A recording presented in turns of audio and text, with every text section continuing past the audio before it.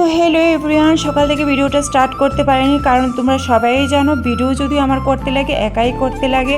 তারপর বাজারে যাওয়াটাও একা, সংসার চালানোর দায়িত্বটা একা। যাই হোক, আমি সকাল সকাল কিন্তু রান্নাটা বাজার টাজার করে নিয়ে এসেছি। এর মাঝখানে কিন্তু চালগুলিও ধুয়ে রেখেছি যেহেতু ফ্রাইড রাইস করবো, আর প্রিপারেশনটাও নিয়ে নিয়েছি। রান্নাটা কমপ্লিট আমার 12টার থেকে 12:30টার মধ্যে শেষ করতে লাগবে। যেহেতু আমার রান্নাঘরটা এক পাশ দিয়ে আমার মেয়ে পড়াশোনা করে, তার জন্য পার্টিশন দেওয়ানো, তার 12টার আগে যেহেতু পাখা ছাড়তে পারবে না, তার জন্য 12টার মধ্যে আমার রান্নাটা কমপ্লিট শেষ করতে লাগে। যাই হোক, মায়ের জন্য আবার গিয়েছিলাম একটু দোকানে, মিষ্টির দোকানে। প্রত্যেক বছর যেহেতু তোমরা জানো আমার বাবা নেই, আর মায়ের জন্য প্রত্যেক বছর আমার মন যেন কী করে, তার জন্য সব কিছু নিয়ে যায়, মিষ্টি আর দই মিষ্টি। যদিও মার কীর্তন ছিল তার জন্য কিন্তু আমার মা আজ মানে ভেজে খাচ্ছে, তো কালকে দিয়ে রাখবো। আর এর মাঝখানেও কিন্তু আবার বাবার বাড়িতে যেতে হয়েছে, মায়ের জন্য দই মিষ্টি নিয়ে গিয়েছিলাম। আর এই ফাঁকে কিন্তু আমার রান্নাবাড়িটা আমার কমপ্লিট শেষ করে নিচ্ছি ঝটপট করে।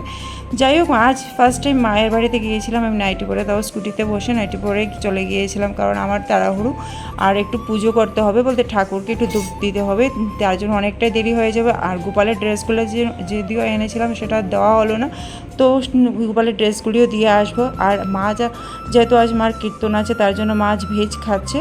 পাশের বাড়িতে কীর্তন হচ্ছে, তার জন্য পুরো দিন ওদের বাড়িতে কীর্তন হবে, তার জন্য নববর্ষ উপলক্ষে আর সবাইকে জানাই শুভ নববর্ষ। যাই হোক, এখানে ফ্রাইড রাইস কিন্তু আমি নামিয়ে নিলাম চটচট করে। আবার মেয়ের জন্য ভাবছিলাম যে একটু কুমড়ি ভাজবো, যেহেতু একটা দিনই আসে কিন্তু বছরের, তো তার জন্য মেয়ের জন্য আবার কুমড়ি, আবার মিষ্টি আনবো না, সেটাকে দই মিষ্টি কিন্তু নিয়ে এসে